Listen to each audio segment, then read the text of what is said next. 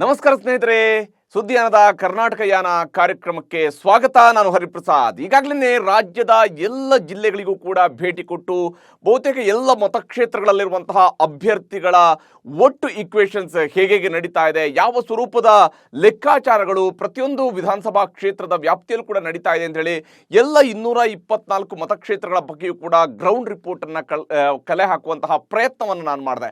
ಇದರ ಆಧಾರದಲ್ಲಿನೇ ಮತ್ತು ಬೇರೆ ಬೇರೆ ಭಾಗಗಳಲ್ಲಿ ಓಡಾಡಿದಾಗ ಅಲ್ಲಿಯ ಜನರನ್ನ ಮಾತನಾಡಿಸಿ ಮತ್ತು ಇತ್ತೀಚೆಗೆ ಪ್ರಧಾನಿ ಮೋದಿಯವರು ತಮ್ಮ ರ್ಯಾಲಿಯನ್ನ ಆರಂಭಿಸಿದ ನಂತರ ಗ್ರೌಂಡ್ ಅಲ್ಲಿ ಯಾವ ಸ್ವರೂಪದ ಬದಲಾವಣೆಗಳು ಆಗ್ತಾ ಇದ್ದಾವೆ ಅನ್ನೋದನ್ನು ಕೂಡ ತಿಳ್ಕೊಳ್ಳುವಂತಹ ಪ್ರಯತ್ನವನ್ನ ಮಾಡಿದೆ.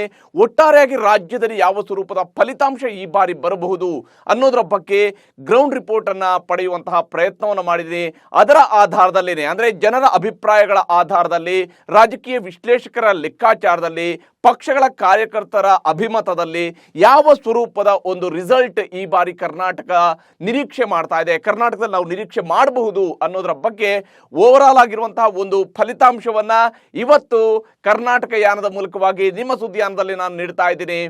ಇಲ್ಲಿ ಬಹಳ ಮುಖ್ಯವಾಗಿ ನಾನು ಈಗಾಗಲೇ ರಾಜ್ಯದ ಬೇರೆ ಬೇರೆ ಭಾಗಗಳಿಗೆ ಹೋಗಿ ಜಿಲ್ಲಾವಾರು ಯಾವ ಸ್ವರೂಪದ ಜಿದ್ದಾಜಿದ್ದಿ ಇದೆ ಅನ್ನೋದನ್ನ ಇದುವರೆಗೂ ಕೂಡ ಹೇಳ್ತಾ ಇದೆ. ಆದರೆ ಈ ಬಾರಿ ಅಂತಿಮವಾಗಿ ರಿಸಲ್ಟ್ ಅನ್ನು ಹೇಳುವಂತಹ ಸಂದರ್ಭದಲ್ಲಿ ಕರ್ನಾಟಕದ ಬೇರೆ ಬೇರೆ ವಿಭಾಗಗಳಲ್ಲಿ ಯಾವ ಸ್ವರೂಪದ ಜಿದ್ದಾಜಿದ್ದಿ ಇದೆ ಮತ್ತು ಕ್ಷೇತ್ರವಾರು ನಡೀತಾ ಇರುವಂತಹ ಒಟ್ಟು ಪೈಪೋಟಿ ಹೇಗಿದೆ ಅನ್ನೋದರ ಬಗೆಗಿನ ರಿಸಲ್ಟ್ ಅನ್ನ ನಾನು ಈಗ ನಿಮಗೆ ನೀಡ್ತಾ ಇರುವಂತದ್ದು.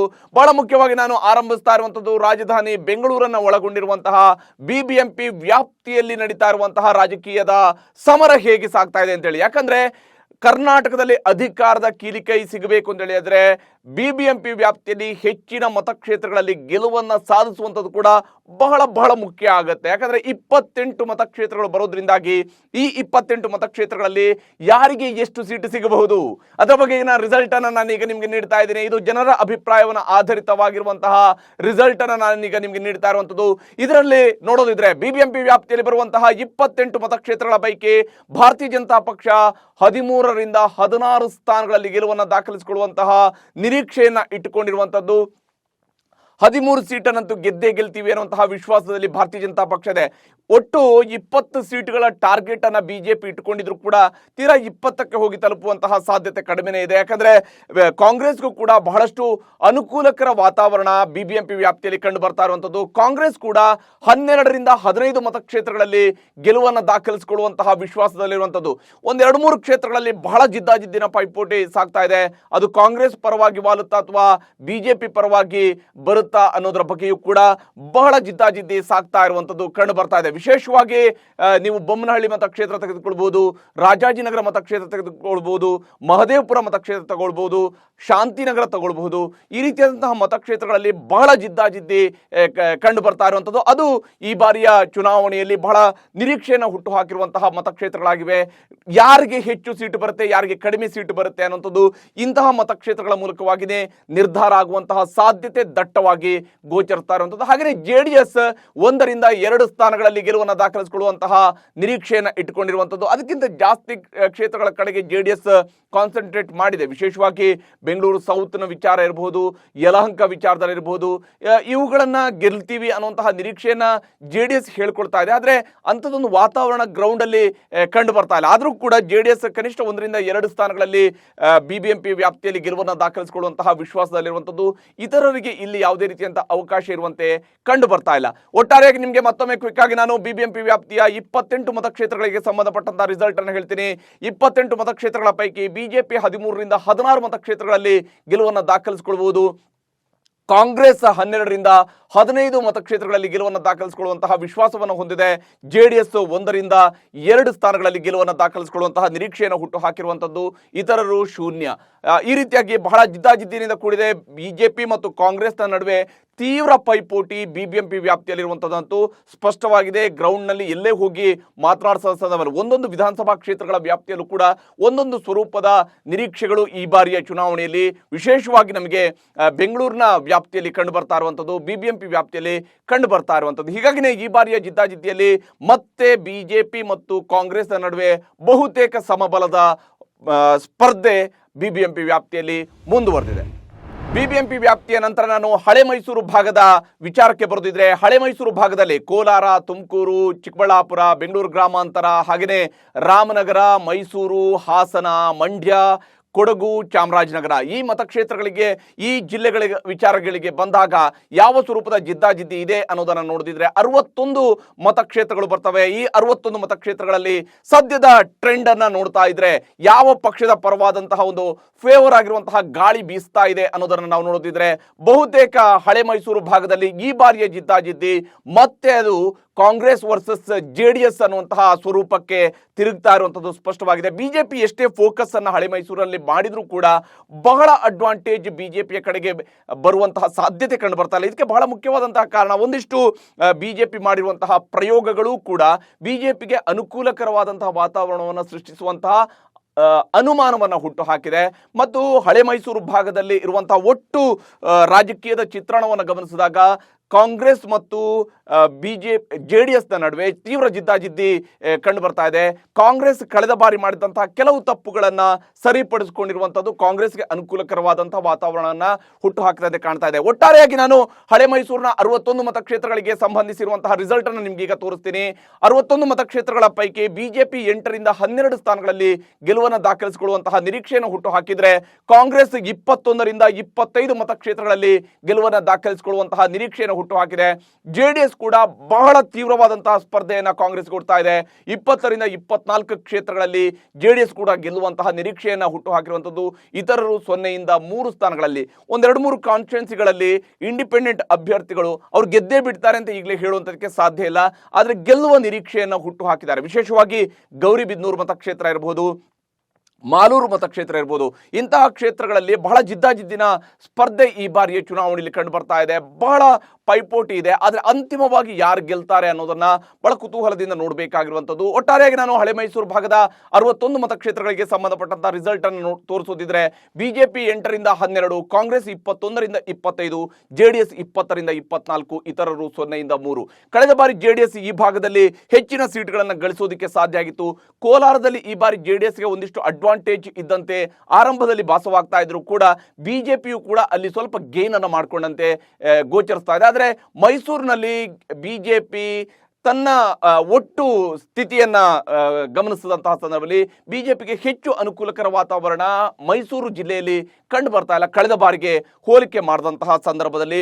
ಇನ್ನು ಮಂಡ್ಯ ಇರಬಹುದು, ತುಮಕೂರಿನಲ್ಲಿ, ವಿಶೇಷವಾಗಿ ತುಮಕೂರಿನಲ್ಲಿ ಬಿಜೆಪಿ ಕಳೆದ ಬಾರಿ ಒಳ್ಳೆಯ ಪರ್ಫಾರ್ಮೆನ್ಸ್ ಅನ್ನು ಮಾಡಿತ್ತು. ಆದರೆ ಈ ಬಾರಿ ಬಿಜೆಪಿಗೆ ಅಲ್ಲಿ ಒಂದು ಸ್ವಲ್ಪ ಮಟ್ಟಿಗೆ ನೆಗೆಟಿವ್ ಆಗುವಂತಹ ಲಕ್ಷಣಗಳು ಕಾಣ್ತಾ ಇದ್ದಾವೆ. ಕಾಂಗ್ರೆಸ್ ಅದರ ಅಡ್ವಾಂಟೇಜ್ ಅನ್ನು ಪಡ್ಕೊಳ್ತಾ ಇರುವಂಥದ್ದು ಕೂಡ ಗೋಚರಿಸಿದೆ ಮತ್ತು ಕೆಲವು ಕ್ಷೇತ್ರಗಳಲ್ಲಿ JDS ಕೂಡ ಈ ಅಡ್ವಾಂಟೇಜ್ ಅನ್ನು ಪಡ್ಕೊಳ್ತಿದೆ. ಆದರೆ ಹಳೆ ಮೈಸೂರು ಭಾಗದಲ್ಲಿ JDS ನ ಪರ್ಫಾರ್ಮೆನ್ಸ್ ನೋಡಿದಾಗ ಕರ್ನಾಟಕದಲ್ಲಿ JDS ಕೂಡ ಒಂದು ಪವರ್ಫುಲ್ ಫೋರ್ಸ್ ಆಗಿ ಹೊರಹೊಮ್ಮೋದಕ್ಕೆ ಅವಕಾಶಗಳು ಇದ್ದಂತೆ ಭಾಸವಾಗುತ್ತೆ. ಆದರೆ ವಾಸ್ತವ ಹಾಗಿದೆಯಾ, ಉಳಿದ ಭಾಗಗಳಲ್ಲಿ ಹೇಗಿದೆ ಅನ್ನೋದನ್ನ ಕೂಡ ನಿಮಗೆ ವಿವರಿಸ್ತೀನಿ. ವಿಶೇಷವಾಗಿ ನಾನು ಕರಾವಳಿ ಭಾಗಕ್ಕೆ ಕರ್ಕೊಂಡು ಹೋಗೋದಿದೆ. ಕರಾವಳಿ ಭಾಗದ ಒಟ್ಟು 3 ಜಿಲ್ಲೆಗಳ ವಿಚಾರ, ದಕ್ಷಿಣ ಕನ್ನಡ, ಉಡುಪಿ ಮತ್ತು ಉತ್ತರ ಕನ್ನಡ, ಒಟ್ಟು 19 ಮತಕ್ಷೇತ್ರಗಳು ಬರುವಂತಹ ಈ ಒಂದು ಕರಾವಳಿ ಭಾಗದಲ್ಲಿ, ಕರ್ನಾಟಕದ ಕರಾವಳಿ ಭಾಗದಲ್ಲಿ ಮತ್ತು ವಿಶೇಷವಾಗಿ ಉತ್ತರ ಕನ್ನಡ ಜಿಲ್ಲೆ ಬಂದರೆ ಘಟ್ಟದ ಮೇಲಿನ ತಾಲೂಕು ಕಾನ್ಸ್ಟಿಟ್ಯೂನ್ಸಿಗಳು ಕೂಡ ಬರ್ತವೆ. ಆದರೆ ಒಟ್ಟಾರೆಯಾಗಿ ಕರಾವಳಿ ಭಾಗವನ್ನು ನಾವು ಈ 3 ಜಿಲ್ಲೆಗಳಲ್ಲಿ ನಾವು ನೋಡೋದಿದ್ರೆ ಈ 3 ಜಿಲ್ಲೆಗಳ 19 ಕ್ಷೇತ್ರಗಳ ಪೈಕಿ ಬಿಜೆಪಿ ಮತ್ತೊಮ್ಮೆ ಹೆಚ್ಚಿನ ಸ್ಥಾನಗಳನ್ನು ಗಳಿಸುವ ಎಲ್ಲ ಸಾಧ್ಯತೆಯೂ ಕೂಡ ದಟ್ಟವಾಗಿದೆ. ಬಿಜೆಪಿ 10 ರಿಂದ 13 ಕ್ಷೇತ್ರಗಳಲ್ಲಿ ಗೆಲುವನ್ನು ದಾಖಲಿಸಿಕೊಳ್ಳಬಹುದು. ಆದರೆ ಕಳೆದ ಬಾರಿ ಬಿಜೆಪಿಗೆ ಒಂದು ಕ್ಲಿಯರ್ ಅಡ್ವಾಂಟೇಜ್ ಸಿಕ್ಕಿತ್ತಲ್ಲ, ಆ ಕ್ಲಿಯರ್ ಅಡ್ವಾಂಟೇಜ್ ಈ ಬಾರಿ ಸ್ವಲ್ಪ ಮಟ್ಟಿಗೆ ಕಡಿಮೆ ಆಗುವ ಸಾಧ್ಯತೆ ಇದೆ. ಯಾಕಂದ್ರೆ ಕಾಂಗ್ರೆಸ್ ಈ ಭಾಗದಲ್ಲಿ ಒಂದಿಷ್ಟು ಪ್ರಯೋಗಗಳನ್ನು ಯಶಸ್ವಿಯಾಗಿ ಮಾಡ್ಕೊಳ್ತಾ ಇದೆ ಮತ್ತು ಅದು ಕಾಂಗ್ರೆಸ್ಗೆ ಅನುಕೂಲಕರ ವಾತಾವರಣವನ್ನು ಸೃಷ್ಟಿಸಬಹುದು. ಮತ್ತು ಕಳೆದ ಬಾರಿ ಬಿಜೆಪಿಗೆ ಏನು ಬಹಳ ತೀವ್ರತರವಾದಂತಹ ಹಿಂದುತ್ವದ ಅಲೆ ಏನು ಬಿಜೆಪಿಯ ಪರವಾಗಿ ಕೆಲಸ ಮಾಡಿತ್ತು, ಹಿಂದೂ ಕಾರ್ಯಕರ್ತರ ಹತ್ಯೆಯ ವಿಚಾರವನ್ನ ಬಿಜೆಪಿ ಬಹಳ ಪ್ರಮುಖವಾದಂತಹ ಅಜೆಂಡಾವಾಗಿ ಇಲ್ಲಿ ಬಳಕೆ ಮಾಡಿಕೊಂಡಿತ್ತು.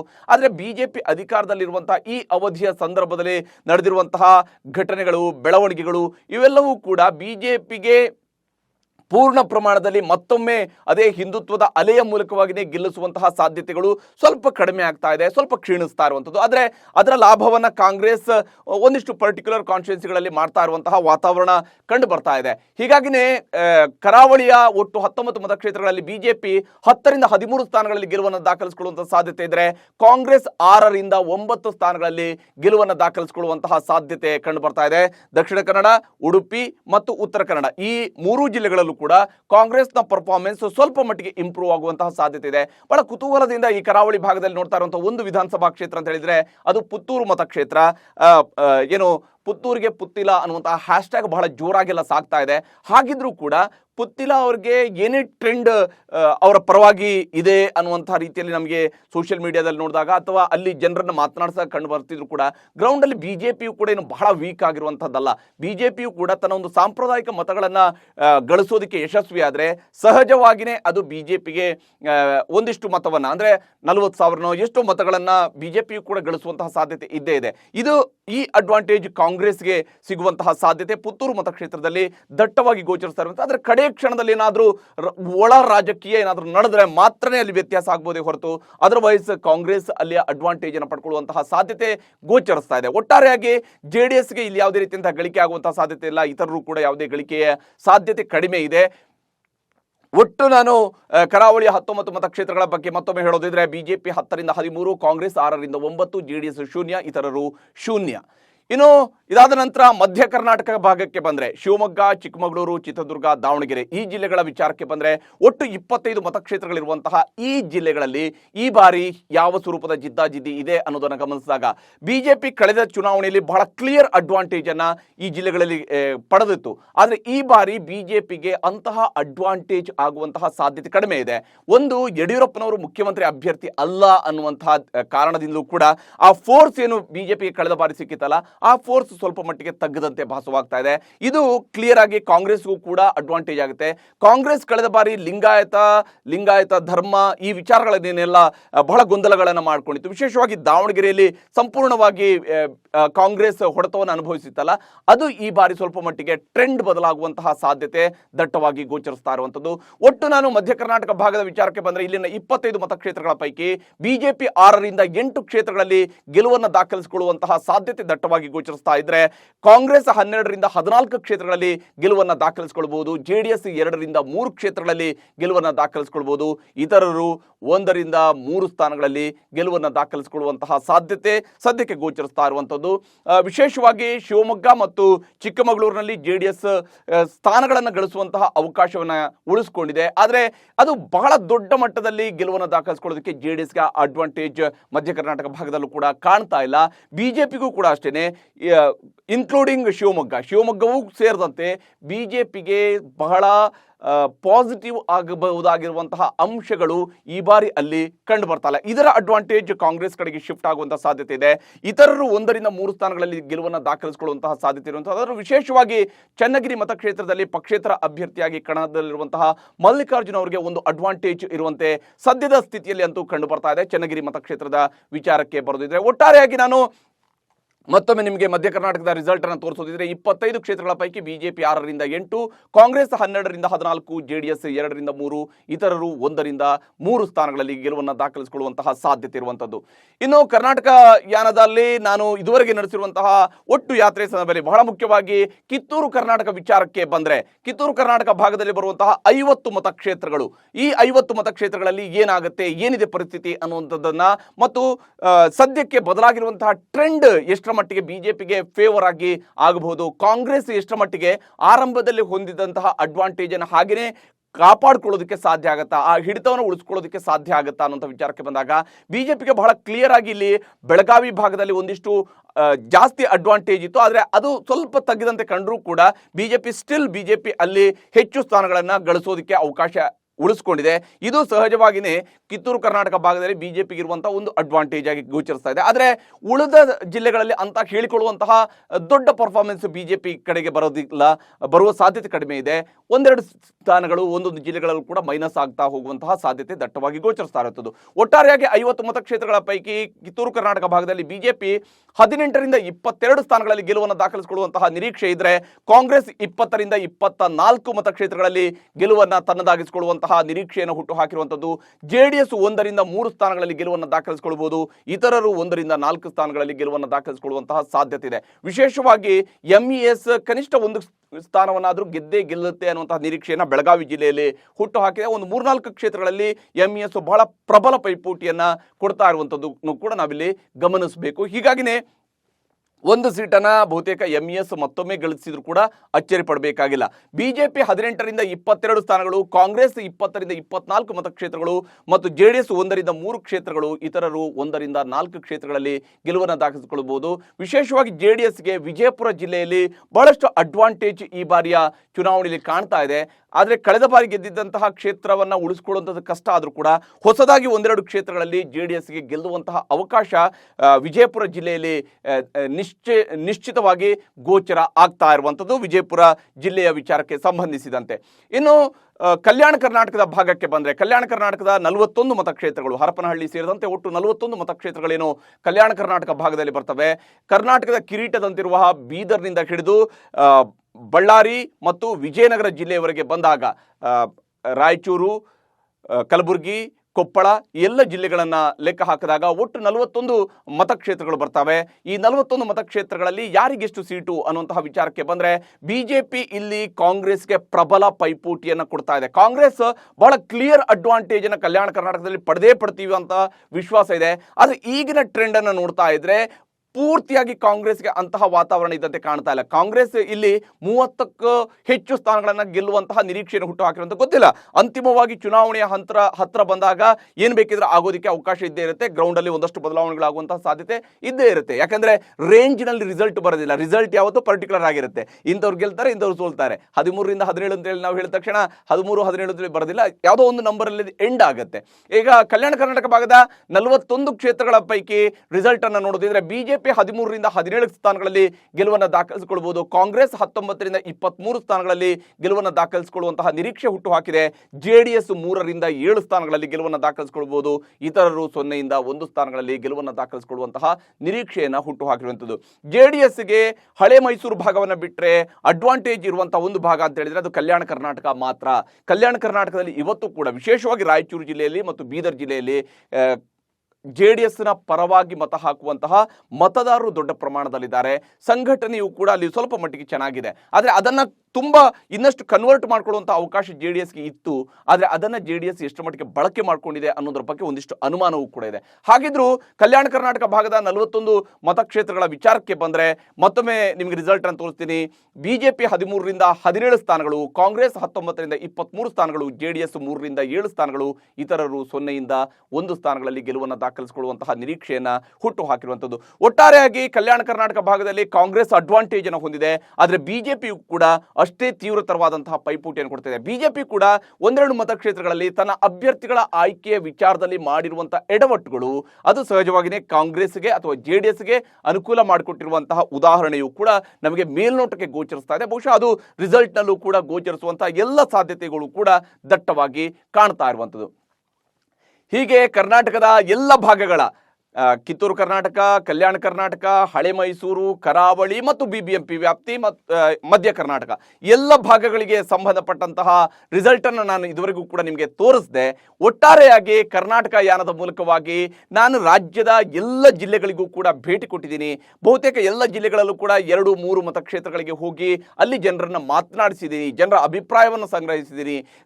ಪಕ್ಷಗಳ ಕಾರ್ಯಕರ್ತರ ಜೊತೆಗೆ, ಅಭ್ಯರ್ಥಿಗಳ ಜೊತೆಗೆ, ಮುಖಂಡರುಗಳ ಜೊತೆಗೆ, ಹೀಗೆ ಅನೇಕರ ಜೊತೆಗೆ ಸಂವಾದ ನಡೆಸುವಂತ ಒಂದು ಒಳ್ಳೆಯ ಅವಕಾಶ ಈ ಬಾರಿ ನನಗೆ ಕರ್ನಾಟಕ ಯಾನದ ಮೂಲಕವಾಗಿ ಸಿಕ್ತು. ವಿಶೇಷವಾಗಿ ಸಾಮಾನ್ಯ ಜನರ ಜೊತೆಗೆ ಮಾತನಾಡಿದಂಥ ಸಂದರ್ಭದಲ್ಲಿ ಅವರ ಕಷ್ಟ ಸಂಕಷ್ಟ, ಯಾವ ರೀತಿಯಾದಂಥ ನಿರೀಕ್ಷೆಗಳನ್ನು ಸರ್ಕಾರಗಳ ಬಗ್ಗೆ ಇಟ್ಕೊಳ್ತಾರೆ, ಮತ್ತೊಂದು ರಾಜಕೀಯದ ನಿಲುವುಗಳನ್ನು ಹೇಗೆ ಜನ ತೆಗೆದುಕೊಳ್ತಾರೆ, ವಿಶೇಷವಾಗಿ ಯಾವ್ಯಾವ ಮೇಜರ್ ಇಶ್ಯೂಗಳ ಬಗ್ಗೆ ಜನ ರಾಜ್ಯದ ಉದ್ದಗಲಕ್ಕೂ, ಅದು ಬೀದರ್ನಲ್ಲಿರ್ಬೋದು, ಅದು ಚಾಮರಾಜನಗರದಲ್ಲಿರ್ಬೋದು, ಅದು ಕೊಡಗಿನಲ್ಲಿರ್ಬೋದು, ಅಥವಾ ಅದು ಬೆಳಗಾವಿಯಲ್ಲಿರ್ಬೋದು, ಹೇಗೆ ಕಾಮನ್ ಆಗಿ ಮಾತನಾಡ್ತಾರೆ, ಕರಾವಳಿ ಭಾಗದಲ್ಲಿರ್ಬೋದು, ಕೋಲಾರದಲ್ಲಿರ್ಬೋದು, ಹೇಗೆ ಜನ ವಿವರಿಸ್ತಾರೆ ಅನ್ನುವಂಥದ್ದನ್ನ ತಿಳ್ಕೊಳ್ಳುವಂತಹ ಪ್ರಯತ್ನವನ್ನ ಮಾಡಿದ್ದೀನಿ. ಕೆಲವೊಂದು ಕಡೆಗಳಲ್ಲಿ ಸ್ಥಳೀಯ ಅಭ್ಯರ್ಥಿನೇ ಬಹಳ ಮುಖ್ಯ ಆಗ್ತಾರೆ. ಪಕ್ಷ ಉಳಿದವು ಎಲ್ಲವೂ ಅವು ಇವು ಎಲ್ಲವೂ ಕೂಡ ದೂರ ಆಗುತ್ತೆ, ಗೌಣ ಆಗುತ್ತೆ. ಪಕ್ಷ ಆ ಅಭ್ಯರ್ಥಿನೇ ಬಹಳ ಮುಖ್ಯ ಆಗುವಂತಹ ಅನೇಕ ಕ್ಷೇತ್ರಗಳು ಕರ್ನಾಟಕದಲ್ಲಿವೆ. ಅವು ಸಹಜವಾಗಿಯೇ ಬಿಜೆಪಿಗೂ ಅಡ್ವಾಂಟೇಜ್ ಇದೆ, ಕಾಂಗ್ರೆಸ್ಗೂ ಅಡ್ವಾಂಟೇಜ್ ಇದೆ, JDSಗೂ ಕೂಡ ಅಡ್ವಾಂಟೇಜನ್ನು ಕೊಡ್ತಾ ಇರುವಂತಹ ಕ್ಷೇತ್ರಗಳಾಗಿಯೇ ಉಳ್ಕೊಂಡಿರುವಂಥದ್ದು. ಹೀಗೆ ಅನೇಕ ಅಂಶಗಳ ಆಧಾರದ ಮೇಲೆ, ಜನರನ್ನು ಮಾತನಾಡಿಸಿದರ ಆಧಾರದ ಮೇಲೆ ನಾನು ಈಗ ನಿಮಗೆ ಕರ್ನಾಟಕ ಯಾನದ ಮೂಲಕವಾಗಿ ನಾನು ಕಂಡುಕೊಂಡಿರುವಂತಹ ರೀತಿಯಲ್ಲಿ ಒಟ್ಟು ಜನರ ಅಭಿಪ್ರಾಯವನ್ನ ಆಧರಿಸಿರುವಂತಹ ಒಂದು ಸಮೀಕ್ಷೆಯ ಫಲಿತಾಂಶವನ್ನ ಈಗ ನಾನು ನಿಮ್ಮ ಮುಂದೆ ಇಡ್ತಾ ಇದ್ದೀನಿ.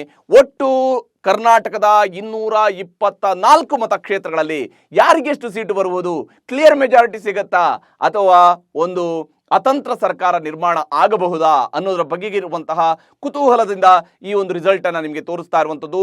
ಬಿಜೆಪಿ 70ರಿಂದ 82 ಸ್ಥಾನಗಳಲ್ಲಿ ಈ ಹಂತದಲ್ಲಿ ಗೆಲುವನ್ನು ದಾಖಲಿಸಿಕೊಳ್ಳುವಂತಹ ಸಾಧ್ಯತೆ ಕಂಡು ಬರ್ತಾ ಇರುವಂಥದ್ದು. ಪ್ರಧಾನಿ ಮೋದಿಯವರ ಓಡಾಟದ ನಂತರ ಖಂಡಿತವಾಗ್ಲೂ ಕೂಡ ಬಿಜೆಪಿಯ ಗ್ರಾಫ್ ಮೇಲಕ್ಕೆ ಹೋಗಿದೆ. ಆದರೆ ಅದು ಕ್ಲಿಯರ್ ಆಗಿ 100ರನ್ನ ದಾಟಿಸುವಂತಹ ಸಾಧ್ಯತೆ ಸ್ವಲ್ಪ ಮಟ್ಟಿಗೆ ಕಡಿಮೆ ಅನ್ನುವಂತಹ ರೀತಿಯಲ್ಲಿ ಸದ್ಯದ ಭಾವನೆ ಇದೆ. ಕಡೆಯ 2 ದಿವಸಗಳ ಬದಲಾವಣೆಯನ್ನು ಹೊರತುಪಡಿಸಿ ಕಡೆಯ 2 ದಿವಸಗಳಲ್ಲಿ ಏನು ಬೇಕಿದ್ರೂ ಆಗೋದಕ್ಕೆ ಅವಕಾಶ ಇದ್ದೇ ಇರುತ್ತೆ. ಬಿಜೆಪಿ 70ರಿಂದ 82 ಸ್ಥಾನಗಳಲ್ಲಿ ಗೆಲುವನ್ನು ದಾಖಲಿಸಿಕೊಳ್ಳಬಹುದು. ಕಾಂಗ್ರೆಸ್ 90ರಿಂದ 102 ಮತಕ್ಷೇತ್ರಗಳಲ್ಲಿ ಗೆಲ್ಲುವಂತಹ ನಿರೀಕ್ಷೆಯನ್ನು ಹುಟ್ಟುಹಾಕಿದೆ. ಕಾಂಗ್ರೆಸ್ 90ರಿಂದ 102 ಮತಕ್ಷೇತ್ರಗಳು, 3 ಅಂಕಿಯನ್ನು ದಾಟಿಸುವಂತಹ ಅವಕಾಶ ಕಾಂಗ್ರೆಸ್ಗೆ ಈ ಬಾರಿಯ ಚುನಾವಣೆಯಲ್ಲಿ ಕ್ಲಿಯರ್ ಆಗಿ ಗೋಚರಿಸ್ತಾ ಇರುವಂಥದ್ದು.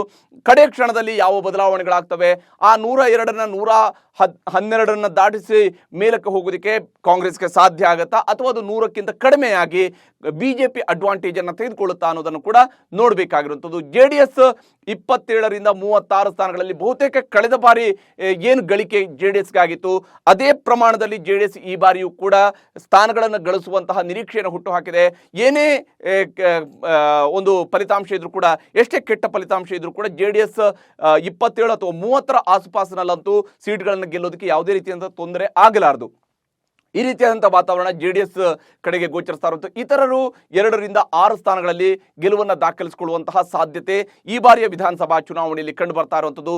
ಒಟ್ಟು ರಿಸಲ್ಟ್ ಅನ್ನು ನಾನು ನಿಮಗೆ ಮತ್ತೊಮ್ಮೆ ಹೇಳೋದಿದ್ರೆ, ಬಿಜೆಪಿ 70ರಿಂದ 82, ಕಾಂಗ್ರೆಸ್ 90ರಿಂದ 102, JDS 27ರಿಂದ 36 ಸ್ಥಾನಗಳು ಮತ್ತು ಇತರರು 2ರಿಂದ 6 ಸ್ಥಾನಗಳಲ್ಲಿ ಗೆಲುವನ್ನು ದಾಖಲಿಸಿಕೊಳ್ಳುವಂತಹ ನಿರೀಕ್ಷೆಯನ್ನ ಈ ಬಾರಿಯ ವಿಧಾನಸಭಾ ಚುನಾವಣೆಯಲ್ಲಿ ಹುಟ್ಟುಹಾಕಿರುವಂಥದ್ದು. ಏನೇ ಆದರೂ ಕೂಡ ಬಹಳ ಜಿದ್ದಾಜಿದ್ದಿನ ಪೈಪೋಟಿ ನಡೀತಾ ಇದೆ. ಅತಂತ್ರ ವಿಧಾನಸಭೆ ನಿರ್ಮಾಣ ಆಗಬಹುದು ಅನ್ನುವಂತಹ ನಿರೀಕ್ಷೆಯನ್ನ ಅನೇಕರು ವ್ಯಕ್ತಪಡಿಸ್ತಾ ಇದ್ದಾರೆ. ಆ ರೀತಿಯಾದಂತಹ ಸಿಚುವೇಶನ್ ಕೂಡ ಗ್ರೌಂಡ್ ಅಲ್ಲಿ ಗೋಚರಿಸ್ತಾ ಇರುವಂತ. ಆದರೆ ಕಾಂಗ್ರೆಸ್ನಲ್ಲಿ ಒಂದು ವಿಶ್ವಾಸ ಇದೆ, ನಾವು ಕಡೆ ಕ್ಷಣದಲ್ಲಿ ನಾವು ಮ್ಯಾಜಿಕ್ ನಂಬರ್ ಅನ್ನ ದಾಟಿಸ್ತೀವಿ, 115 ಅಥವಾ 120 ದಾಟಿಸ್ತೀವಿ. DK ಶಿವಕುಮಾರ್ ಅವರನ್ನ ಮಾತನಾಡಿಸಿದಾಗ 141 ಅನ್ನುವಂಥ ಒಂದೇ ಸಿಂಗಲ್ ನಂಬರ್ ಕೊಟ್ಟರು. ಅವರು 141 ಸೀಟ್ ಗೆಲ್ತೀವಿ, ರೇಂಜ್ ಎಲ್ಲ ಇಲ್ಲ, 141 ಸೀಟ್ ಗೆಲ್ತೀವಿ ಅಂತ ಹೇಳ್ತಾ ಇದ್ರು. ಅದೇನೇ ಇರ್ಬೋದು, ಅವರ ಕ್ಯಾಲ್ಕುಲೇಷನ್ಸ್ ಏನೇ ಇರ್ಬೋದು, ಆದರೆ ಒಟ್ಟು ಸಿಚುವೇಶನ್ ಅನ್ನು ಗಮನಿಸಿದಾಗ ಅತಂತ್ರ ವಿಧಾನಸಭೆಯ ಸಾಧ್ಯತೆಯೂ ಕೂಡ ದಟ್ಟವಾಗಿ ಗೋಚರಿಸ್ತಾ ಇದೆ.